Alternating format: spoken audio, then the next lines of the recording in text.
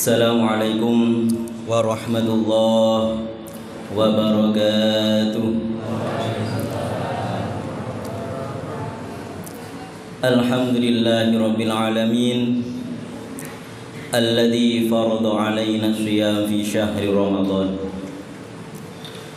Wassalatu wassalamu ala asyrafil anbiya'i wal mursalin Sayyidina Muhammad wa ala alihi wa azwajihi wa dhurriyyatihi wa man tabi'ahum bi ihsanin min yaumina hadha ila yaumil jazaa, amma ba'du.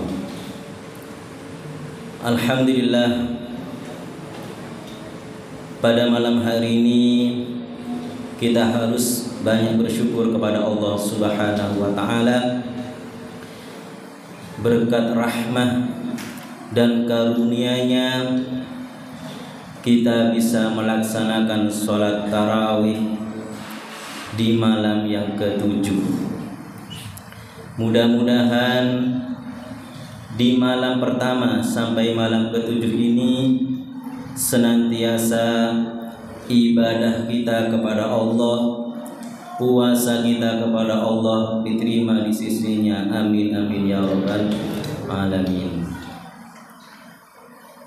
Jamaah salat tarawih yang dirahmati Allah Subhanahu wa taala, kita di bulan suci Ramadan ini tentulah harus banyak bersyukur kepada Allah Subhanahu wa taala. Sebab kita tahu bahwa di tahun yang kemarin kita tidak bisa melaksanakan kegiatan yang seperti ini.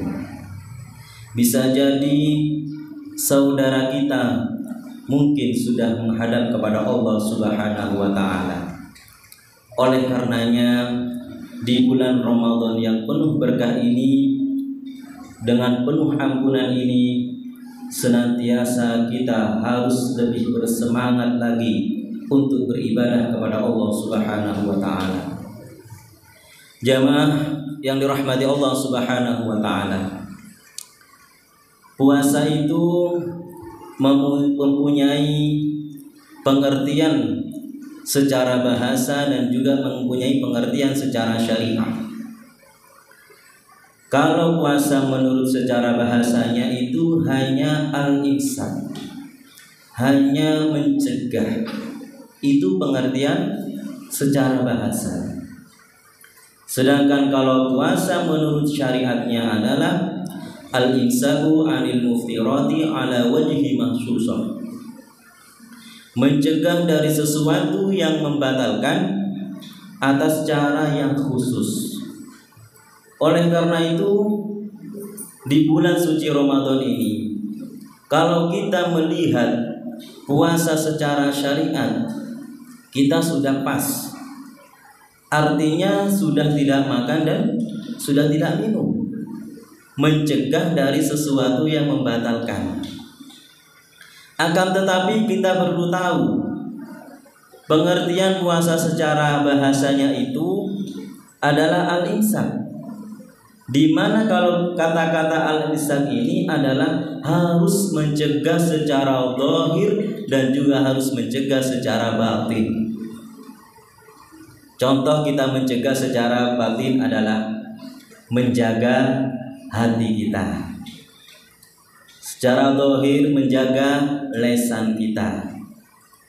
Kalau kita belum menjaga batin dan zahirnya itu, belum bisa menjaga hati, belum bisa menjaga lisan, hati-hati, nantinya puasa kita itu tidak dapat pahala. Artinya hanya mendapatkan lapar dan haus saja.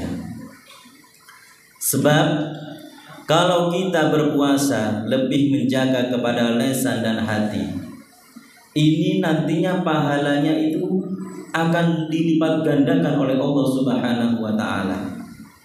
Apalagi kalau di bulan suci Ramadan ini adalah ibadah sunnah itu pahalanya setara dengan pahala wajib. sebagaimana riwayat Imam Salman dari Rasulullah sallallahu alaihi wasallam, man taqarraba fihi binafilatin faka'annama taqarraba bi fariidatin. Barang siapa yang beribadah sholat sunnah, ibadah sunnah di dalam bulan suci Ramadan, faka'annama taqarraba bi fariidatin, maka pahalanya itu setara dengan pahala wajib. Wa man taqarraba fihi wa man taqarraba bi fariidatin, barang siapa yang ibadah wajib di dalam bulan suci Ramadan, faka'annama bisab'ina fi ghairihi, maka pahalanya itu 70 kali lipat yang akan diperoleh di selain Ramadan. Oleh karena itu, jangan sia-siakan bulan Ramadan ini. Kita harus banyak beribadah kepada Allah. Jangan sampai puasa kita dirusak dengan lisan kita, dirusak dengan hati kita. Apa contohnya kalau puasa itu akan dirusak dengan lisan kita? Yaitu masih tetap membicarakan kejelekan orang lain, atau al-ghibah, atau kata orang Jawa itu ngerasani. Kalau bahasa Bugisnya saya nggak tahu. Membicarakan kejelekan orang lain itu sama halnya kita itu memakan daging saudara kita sendiri.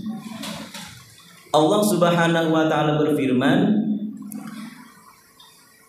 ya ayyuhalladzina amanu ijtanibu katsiran minadh-dhonn inna ba'dadh-dhonni ismun wa la tajassasu wa la yaghtab ba'dukum ba'dhan ayuhibbu ahadukum ayyakula lahma akhihi maitan fakarihtum wala yaghtab. Nah, di situ ada wala yaghtab.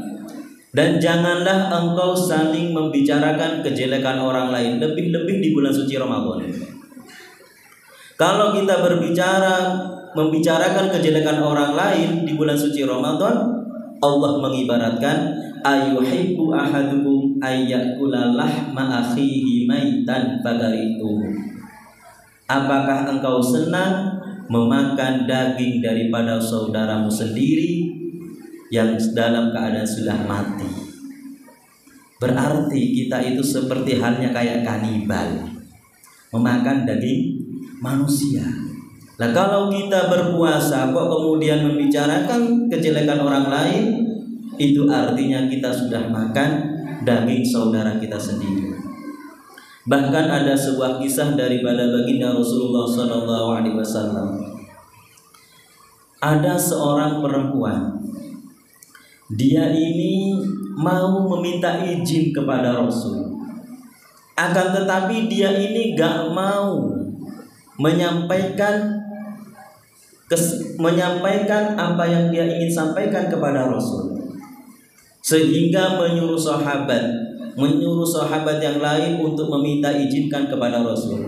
Wahai sahabat, bisakah engkau memintakan izin kepada Rasulullah kalau aku sudah tidak kuat menahan haus dan lapar ini?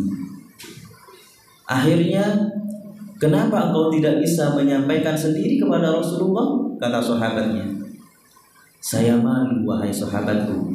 Bisakah engkau mengizinkan aku kepada Rasulullah untuk membatalkan puasa? Nah, akhirnya sahabat temannya ini pergi menemui Rasulullah. Sehingga sahabat ini menceritakan, wahai Rasulullah, ada si fulan, dia ini mau tidak berpuasa, ingin membatalkan puasanya. Akan tetapi dia ini malu kepada engkau ya Rasulullah untuk menyampaikan langsung. Sehingga Rasulullah mengatakan, kenapa dia tidak mau berpuasa lagi? Kenapa dia mau membatalkan puasanya? Katanya, ya Rasulullah, dia sudah merasa kehausan dan kelaparan. Akhirnya Rasulullah tersenyum. Sehingga Rasulullah memerintahkan kembali kepada sahabat ini, suruh memanggil seorang perempuan itu tadi. wahai sahabat, panggil orang perempuan itu tadi ke sini, bawa menghadap kepadaku. Nah, akhirnya dia mendatang kepada Rasul bersama sahabat, dan Rasulullah mengatakan kepada dia, sebetulnya kamu ini sudah tidak berpuasa. Lantas kenapa kau mau ingin berbuka, izin tidak berpuasa di hari ini? Kaget seorang perempuan ini. Ya Rasulullah, kenapa engkau berbicara demikian? Mengatakan aku sudah tidak berpuasa dari pagi sampai sekarang, padahal aku ini belum makan ataupun minum dari pagi sampai sekarang ini. Akhirnya Rasulullah mengatakan, bukankah engkau membicarakan kejelekan saudaramu sendiri? Kalau engkau membicarakan kejelekan saudaramu sendiri, itu artinya kamu sudah makan daging saudaramu itu sendiri. Akhirnya sahabat si perempuan ini menangis kepada Rasulullah karena melakukan hal yang demikian.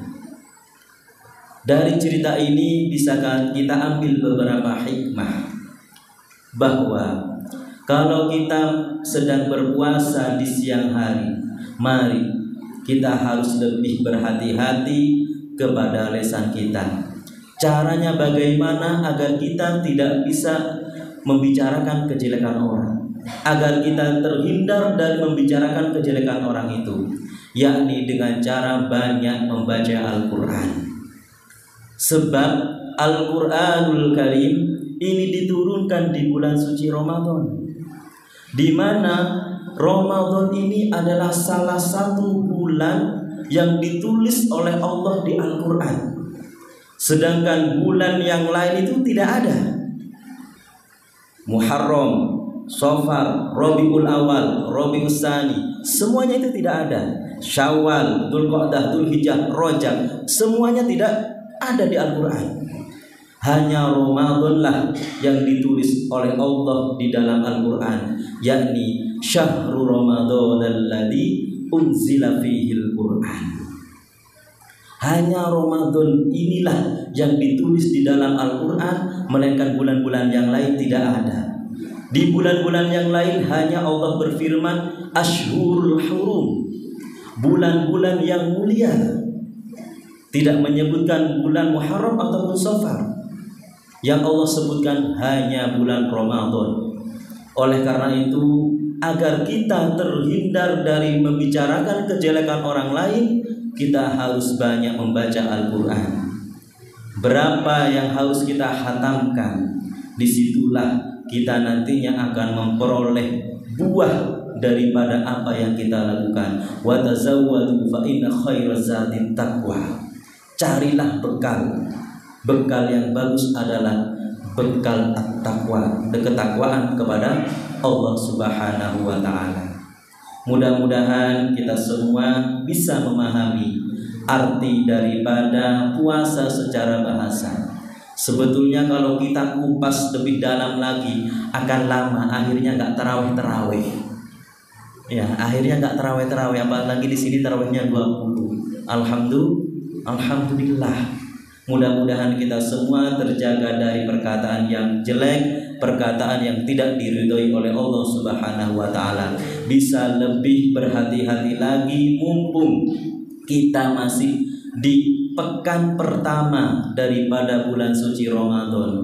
Makanya kalau pekan pertama ini adalah rahmat Allah yang diturunkan kepada kita, makanya jangan kita sia-siakan. Mudah-mudahan Ramadan ini bukan Ramadan terakhir bagi kita, sehingga kita nantinya kalau sudah selesai Ramadan, semuanya dosa kita diampuni oleh Allah Subhanahu wa taala. Amin ya rabbal alamin. Demikian, ada kurang lebihnya kami mohon maaf. Yang sebesar-besarnya akhirul kalam. Assalamualaikum warahmatullahi wabarakatuh.